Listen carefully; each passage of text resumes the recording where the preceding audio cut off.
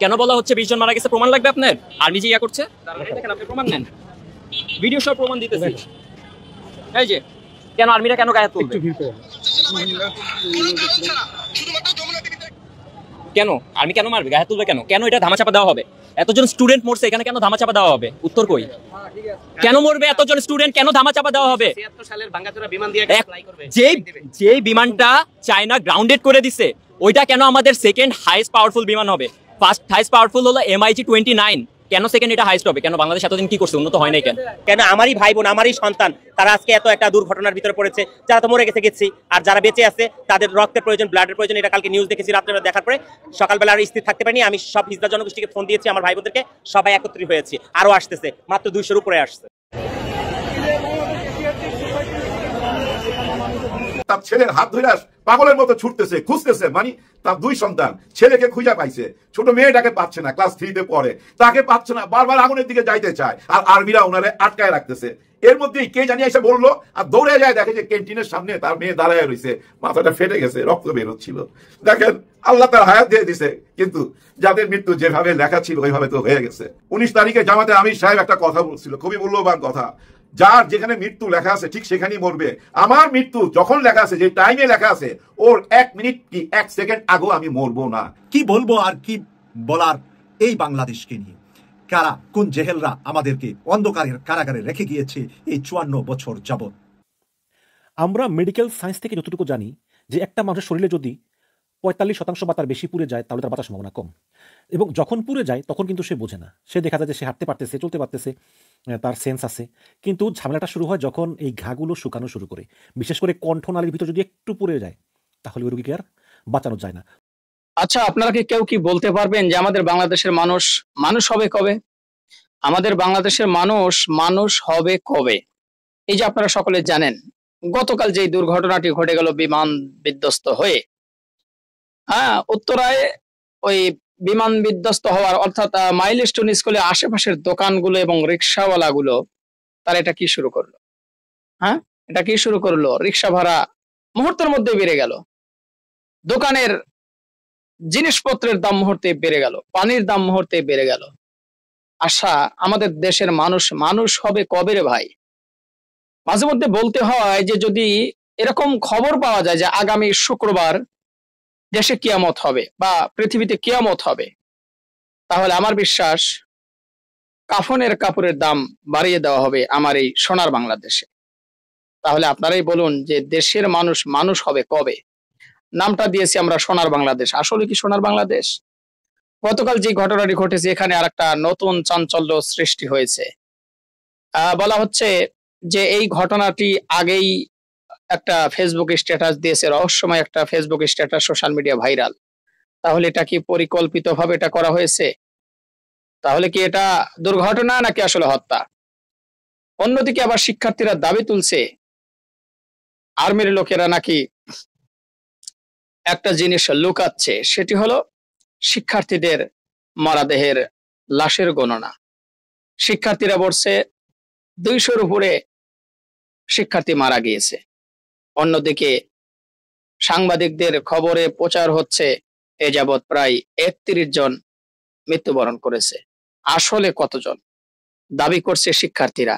শিক্ষার্থীরা এ দাবি নিয়ে মাঠে উত্তাল, এবং শিক্ষার্থীরা মুহূর্তেই রাস্তায় ছড়িয়ে পড়ে এবং 6 দফা দাবি দিয়ে দেয় সরকারের প্রতি। এদিক দিয়ে আইনমন্ত্রী বা আইন উপদেষ্টা জনাব আসিফ নজরুল, তিনি কিন্তু 6 দফা দাবি মেনে নিয়েছে, এরকম একটা ঘোষণা দিয়েছে। অন্যদিকে দেখেন, রক্তের বিষয়টি নিয়ে, যখন রক্ত চেয়েছিল যে শিক্ষার্থীদের জন্য রক্ত লাগবে, তখন মুহূর্তের মধ্যেই প্রাণপ্রিয় সেই শিক্ষার্থীরাই লাইন ধরে, প্রায় 200-250 শিক্ষার্থী তাদের বন্ধুদের বাঁচানোর জন্য, রক্ত দেওয়ার জন্য লাইন ধরে, সিরিয়াল ধরে দাঁড়িয়ে আছে। অন্যদিকে আবার শুধু শিক্ষার্থীরাই নয়, খবরটা পেয়ে হিজড়া সম্প্রদায় তারাও মাঠে নেমে এসেছে রক্ত প্রদান করার জন্য। দর্শক, আসলে এটা বিমান বিধ্বস্ত, এটা আসলে দুর্ঘটনা নাকি হত্যা, বিষয়টি নিয়ে এখন চাঞ্চল্য সৃষ্টি হয়েছে। চাঞ্চল্য সৃষ্টি হয়েছে যে বিমানটি আকাশে উড়ানো হয়েছিল এটা একটা চীনের তৈরি বিমান। যতটুকু জানা গেছে এই বিমানটি যান্ত্রিক ত্রুটির কারণেই এই দুর্ঘটনাটা ঘটেছে। তাহলে যারা বিমানে পাইলটকে উঠিয়ে দিয়েছিল তারা কি জানতো না যে কোনো দুর্ঘটনা ঘটতে পারে? যদি জেনেই থাকে তাহলে কেন সেই বিমানটি উড্ডয়ন করা হলো? এটা নিয়ে এখন প্রশ্ন সবার মুখে। বিষয়টি নিয়ে বিস্তারিত আলোচনা বা একটা লাইভ করেছে গত রাত্রে সাংবাদিক ইলিয়াস। এই বিষয়টি নিয়ে বিস্তারিত আলোচনা করেছেন সৈয়দ মাসুক সাহেব। তাছাড়া দর্শক, মালেক আফসারী সাহেবের একটা বক্তব্যের কিছু অংশ আপনারা ভিডিওর শুরুতে দেখেছেন এবং আরো অনেক বিশ্লেষকের বিশ্লেষণের কিছু অংশ আপনারা ভিডিও শুরুতে দেখেছেন। মূলত আজকের এই ভিডিওটি সাজানো হয়েছে গতকাল যে বিষয়টা ঘটেছে সেটি নিয়েই, এবং এখন লাশ নিয়েও রাজনীতি হচ্ছে। সবকিছু জানতে চলেছেন আজকের এই ভিডিওর মাধ্যমে। সবাইকে বলবো ধৈর্য সহকারে আজকের ভিডিওটি আপনাদের সবাইকে দেখতে হবে এবং প্রত্যেকটি বিশ্লেষকের বিশ্লেষণগুলো শুনতে হবে। তাহলেই হয়তো আপনারা জানতে পারবেন আসলে গতকালকের ঘটনা এটা দুর্ঘটনা নাকি হত্যাকাণ্ড। দর্শক, চলুন কথা না বাড়াই, সর্বপ্রথম চলুন জনাব মালেক আফসারী সাহেবের বক্তব্যটি শুনে আসি। মন ভালো না ভাই, জানি আপনাদেরও মন ভালো না।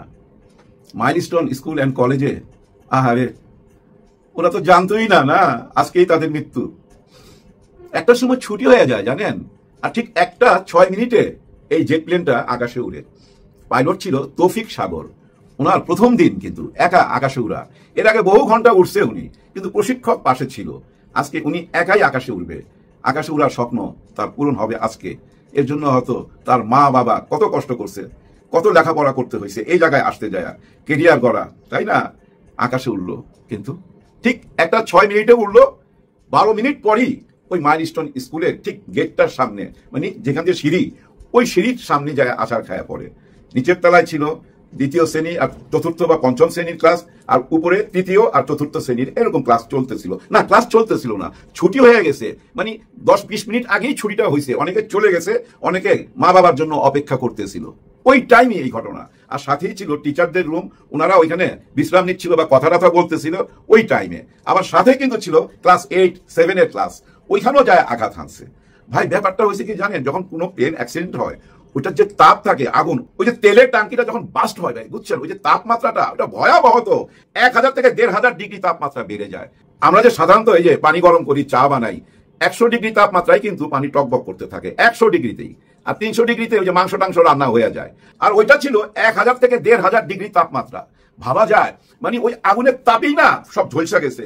অনেকগুলো বাচ্চারা আমরা দেখছি না যে গায়ে কাপড় নাই, আসলে কাপড় না ঝলসে গেছে এবং চামড়াও ঝলসে গেছে, গায়ে কিন্তু আগুন লাগে নাই, জাস্ট তাপমাত্রায় এই ঘটনাটা ঘটছে। একটু আগে জানলাম যে 19 জন বাচ্চা এই পৃথিবী থেকে চলে গেল। আল্লাহ তাদেরকে বেহেশত নসিব করবে নিশ্চয়ই, ওরা তো শিশু, তাই না?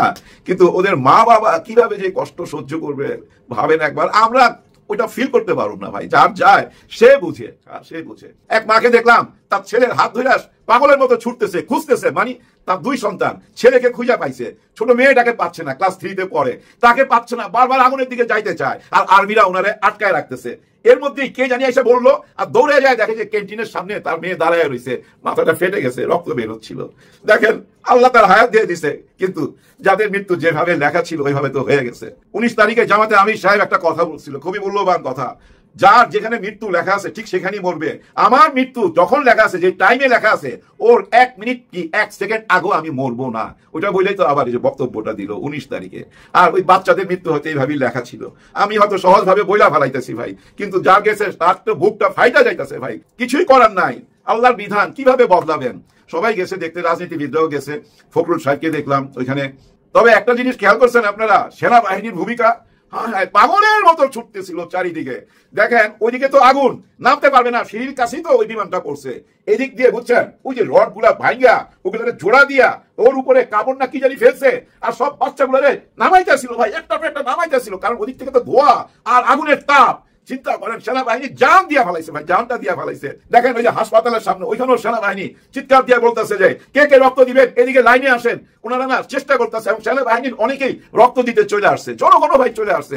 এর মধ্যে রাজনীতিবিদরাও গেছে, জামাতে আমির সাহেবও গেছেন, এবং জামাতে আমির সাহেব এখানে বলে আসছে যে আমাদের নিজস্ব হাসপাতাল আছে, যে কোনো রকম সহযোগিতা আমরা করব। তাদের অ্যাম্বুলেন্স কাজ করতেছে, ডাক্তারের প্রয়োজন হয়, নার্সের প্রয়োজন হয়, সবকিছু নিয়ে ওনারা আগায় গেছে। এর মধ্যে ফখরুল সাহেবও গেছে, একই কথা বলছে যে আপনাদের যে কোনো রকম সহযোগিতা লাগে আমরা করব। ছাত্র দলেরও সবাই গেছে, ছাত্র দলকেও আমি দেখলাম ওইখানে যায় বলতেছে ভাই আমরা রক্ত দিব। তবে ছাত্র দলের ওইখানে আমি যাদেরকে দেখছি তাদেরকে আমার ছাত্র মনে হয় নাই, অরিজিনাল ছাত্র কই, এরা সাবেক ছাত্র, অবশ্যই ছাত্র, সাবেক ছাত্র, কিন্তু নতুন ছাত্র কই, 24-এর ছাত্র কই, 25-এর ছাত্র কই, সেটা কিন্তু অনেকদিন যাবত মিস করতেছি। ওনাদেরকে সামনে জায়গা দেন, আপনারা একটু পিছিয়ে যায় ওনাদেরকে সামনে আনেন। এই জেনারেশনকে আমরা দেখতে চাই। হ্যাঁ, ছাত্র দলের এই জেনারেশনের কথা বললাম। আবার অনেকেই বলা বলি করতেছে ভাই হাসপাতালে যাবেন না, ভিড় করবেন না। ওই হাসপাতালে যায়, মাইলস্টোন কলেজের স্কুলে যায় রাজনীতি করার কি দরকার? ওইখানে যাবেন না আপনারা, ভিড়ভাট্টা করবেন না।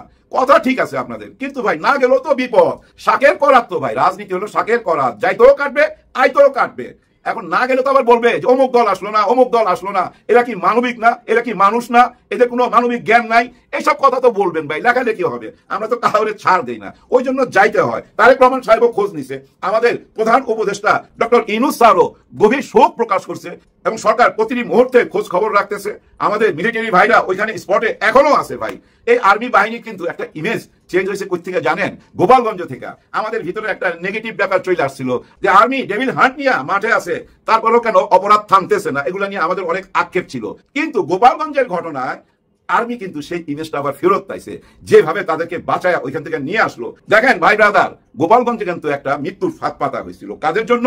এনসিপির জন্য। ওদের টার্গেট ছিল যে ভিতরে ঢুকুক। দেখেন ভিতরে ঢোকার সময় কিন্তু খুব একটা বাধা দেয় নাই। ভিতরে যখন ঢুইকা গেছে তখনই রাস্তার এই সাইডে আর এই সাইডে গাছ কাটা আরম্ভ হয়েছে, গাছ টাছ ফেলা চারিদিক থেকে ব্যারিকেড দিয়ে চারিদিক থেকে আক্রমণ করছে। তো মাইরা ফালাইবার প্ল্যান ছিল। তো ওইখান থেকে আর্মি উদ্ধার করলো কিভাবে আমরা দেখছি। আর ওই ঘটনা পুরা দেশবাসীর মনে নাড়া দিছে, আর্মির জন্য ভালোবাসা প্রকাশ করছে, কিন্তু সেই ভালোবাসাটা অনেকে মাইনা নিতে পারতেছে না। যে কেন আর্মি এনসিপি কে রক্ষা করতে বারবার যাবে, এরকম প্রশ্ন তুলতেছে।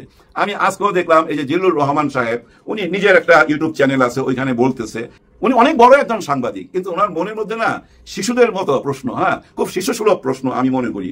উনি প্রশ্ন রাখেন যে এনসিপি কে কেন আর্মি পাহারা দিয়ে রাখে, তারা যেখানেই যায় ওইখানে কেন তাদের সঙ্গে সঙ্গে যায়, এবং তাদের বিপদে হুট করে সামনে যায় বাঁচায় নিয়ে চলে আসে কেন, এরকমই ওনার কথাবার্তা। আরো ওনার অনেক রকম প্রশ্ন ওনার মনের মধ্যে।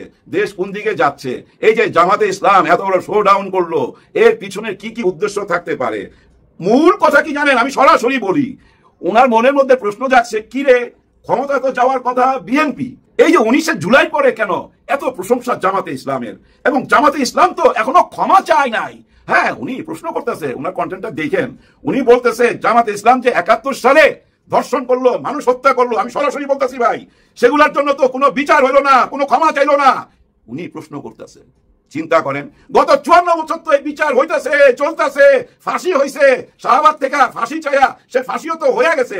54 বছরই তো ভাই রাজাকারের বিচার হয়েছে। তো ভাই রাজাকারকে দড়িতে ঝুলানো হয়েছে না ভাই, ঝুলানো হয়েছে, বছরের পর বছরে জেলখানাতে রাখা হয়েছে, বাইরে তো আর কিছু খুঁজা পায় নাই জিল্লুর সাহেব। হ্যাঁ, খুঁজা পাবেন আপনি যদি আপনার তৃতীয় নয়ন দিয়া, ওই যে তৃতীয় মাত্রা অনুষ্ঠানের মতো তৃতীয় নয়ন দিয়া দেখেন, রাজাকার যদি খুঁজা বেড়ান বাংলাদেশে কত রাজাকার ছিল এর একটা লিস্ট বাইর করেন।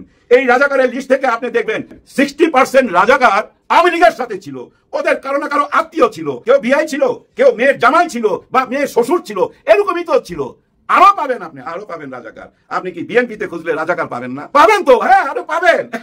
আপনি এগুলা কেন তুলতেছেন প্রশ্ন? এই প্রশ্নগুলা তুলবেন কেন? এই প্রশ্নগুলা তুইলা এই ভেদাভেদ কইরা এই আওয়ামী লীগ আজকে কোথায় গেছে দেখেন আপনি। আপনি কেন এগুলো আবার মনে করাই দিতেছেন? একজন সিনিয়র মানুষ, এগুলো বিভ্রান্ত হয়তো, আপনার অনেক ভক্ত আছে, তাদের মধ্যে এইসব প্রশ্ন আসবে তো, হ্যাঁ হ্যাঁ এই যে আর্মি কেন যায় এনসিপির উদ্ধার করে, তার মানে কি আর্মি এনসিপির সাথে মিলা গেল, জামাত ইসলামের সাথে মিলা গেল? আপনার কথা সারমর্ম তো এইটাই যে ওরা সবাই হাত মিলাইয়া ফেলাইছে, এটাই তো নাকি? আর তো কিছু না। এবং দেখেন এই সেনা প্রধানকে নিয়ে বারবার অনেক কথা বলেন, হ্যাঁ আপনিও বলেন, শুধু আপনি না অনেকেই বলে, দেশ থেকে বলে, বিদেশ থেকে বলে। ভাই যে যত কথা বলেন উনার জায়গায় চলে যান একবার। উনার দর্শক, জনাব মালেক আফসারী সাহেবের বক্তব্যটি আপনারা শুনলেন। অবশ্যই মতামত জানাবেন। দ্বিতীয়তে যে ভিডিওটি আপনাদের সাথে শেয়ার করব, কাজী হিমায়তুদ্দিন মিশন, তিনি কিন্তু আলোচনা করেছে যে এটা আসলে দুর্ঘটনা নাকি হত্যাকাণ্ড, বিষয়টি নিয়ে কিন্তু বিস্তারিত তুলে ধরার তিনি চেষ্টা করেছেন। চলুন তার বক্তব্যটিও শুনে আসি।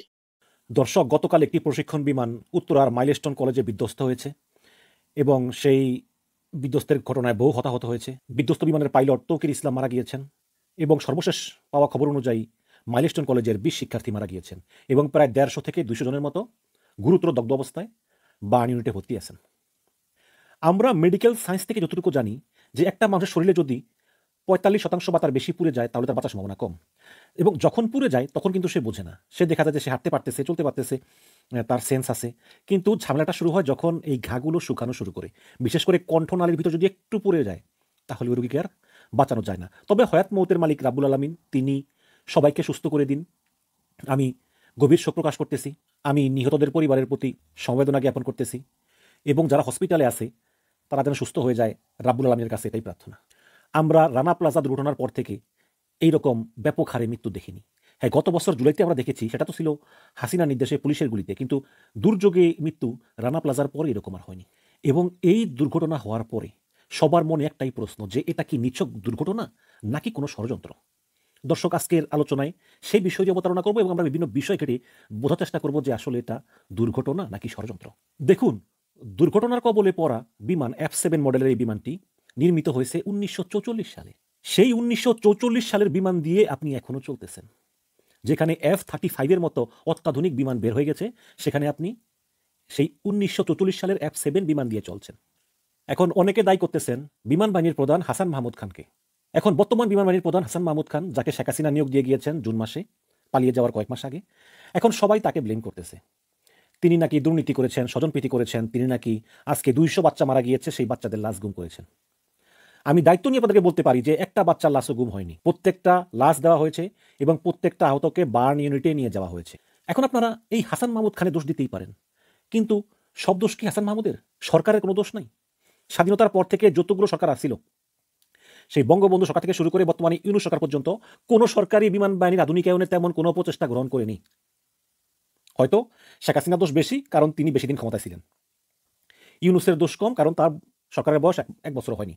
কিন্তু দোষ কিন্তু সবারই আছে। সুতরাং এককভাবে কোনো সরকারকে বা কোনো বিমান বাহিনীর প্রধানকে দোষারোপ করা উচিত হবে না। ঢাকা শহর একটি ঘনবসতিপূর্ণ শহর। এই শহরের উপর দিয়ে আপনি কেন প্রশিক্ষণ বিমান চালানোর অনুমতি দিলেন? বাংলাদেশে এর আগেও প্রচুর প্রশিক্ষণ বিমান বিধ্বস্ত হয়েছে। কোনোটা ধান খেতে পড়েছে, কোনোটা পাট খেতে পড়েছে, কোনোটা আখ খেতে পড়েছে এবং পরে পাইলটের মৃত্যু হয়েছে, সাধারণ জনগণের মৃত্যু হয়নি। কিন্তু এই প্রথম একটা বিমান মাইলস্টোন কলেজে পড়ায় প্রচুর লোকজনের মৃত্যু হয়েছে এবং আল্লাহ না করুক আরও মৃতদেহের সংখ্যা বাড়তে পারে। তাহলে আপনি দেখেন নাই যে কয়েকদিন আগে ভারতের আহমেদাবাদে কিভাবে একটা বিমান ডক্টর হোস্টেলের উপরে পড়ে কত ডক্টর মারা গেল এবং বিমানের ভিতরে 241 জন মারা গেল। এগুলো দেখেও কি আমরা শিক্ষা লাভ করবো না? ঢাকা শহরের মতো ঘনবসতিপূর্ণ এলাকায় কেন প্রশিক্ষণ বিমান উঠবে? এই প্রশিক্ষণ বিমান কেন লালমনিরহাটে স্থানান্তর করা হলো না? এই প্রশ্নের জবাবটা কে দিবে আমাকে বলেন? দেওয়ার আছে কেউ? দেওয়ার নাই তো। আজকের ঘটনা এতই বিভৎস যে আমি আহত নিহত এদের দিকে তাকাতেই পারতেছি না। আমার মানে মাথা নষ্ট হয়ে যাচ্ছে যে কিভাবে সম্ভব এগুলো। এর ভিতরে সোশ্যাল মিডিয়াতে কিছু লোক অনবরত গুজব ছড়িয়ে যাচ্ছে।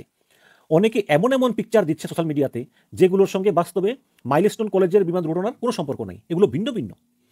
এবং কিছু পোলাপাইন তাৎক্ষণিক AI দিয়ে ভিডিও বানিয়ে আপলোড দেওয়া শুরু করতেছে এবং মানুষ গণহারে শেয়ার করতেছে, দেদারসে শেয়ার করতেছে মানুষ। এবং আমাদের বাঙালিদের টেকনোলজিক্যাল জ্ঞান এত নিম্ন পর্যায়ের যে তারা কোনটা AI কোনটা বাস্তব এগুলিও তারা বুঝতে পারে না।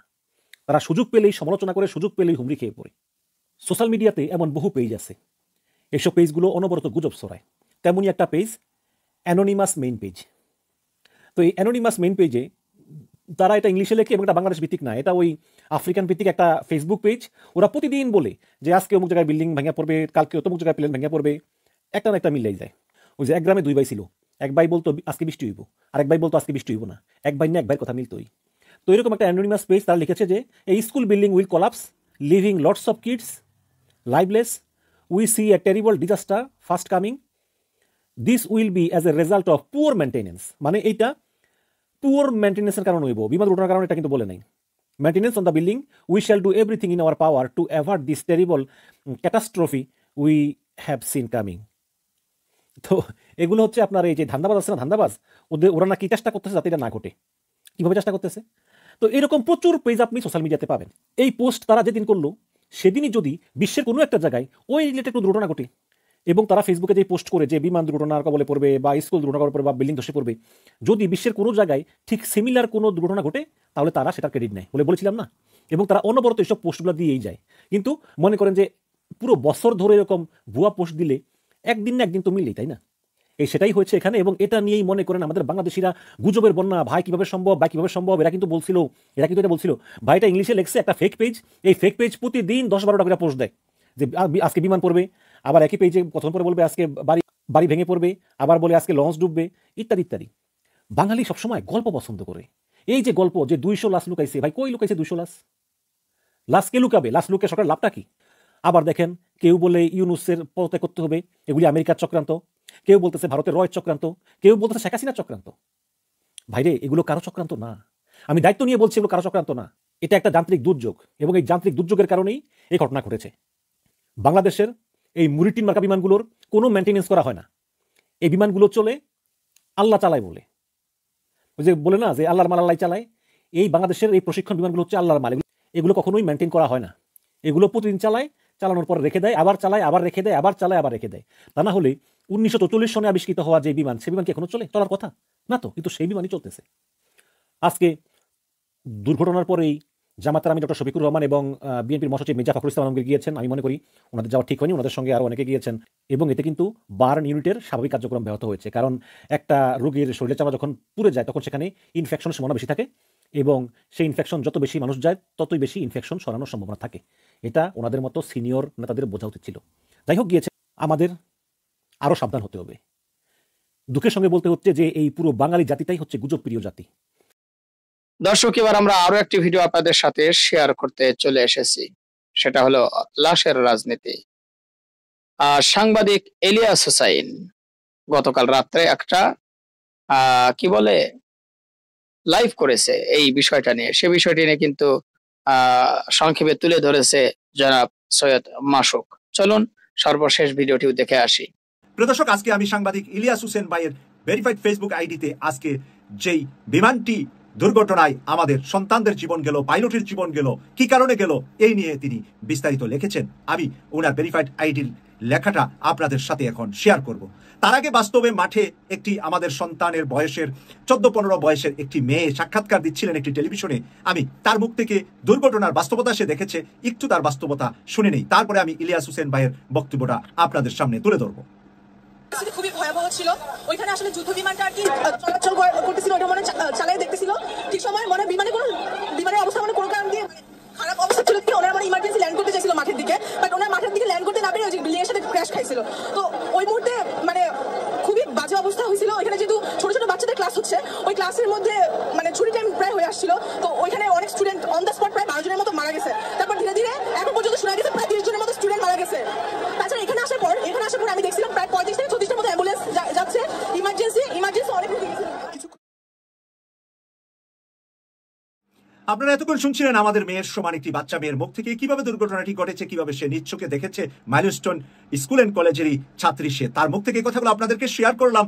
আর আমি এখন চলে যাচ্ছি ভেরিফাইড ফেসবুক আইডিতে সাংবাদিক ইলিয়াস হুসেন ভাইয়ের। তিনি যা লিখেছেন, একটা বোতাম চাপলেই পাইলট লেফটেন্যান্ট তৌহিদ ফিরে যেতে পারতেন পরিবারের কাছে নিজের জীবন নিয়ে। নিজের জীবন বাঁচানোর সুযোগ ছিল তার হাতে। জরুরি পরিস্থিতিতে বিমানের নিয়ন্ত্রণ সিট ত্যাগ করে প্যারাশুট নিয়ে নিজের প্রাণ রক্ষা করতে পারতেন তিনি।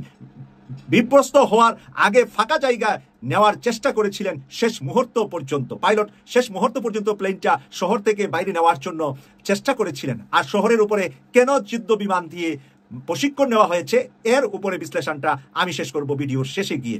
এখানে ইলিয়াস ভাই আরো যা লিখেছে, তার যে বিমানটি ছিল সেটি ছিল পূর্ণ F7, একটা যুদ্ধ বিমান, যার জায়গা 2025 সালে আকাশে থাকার কথা নয়।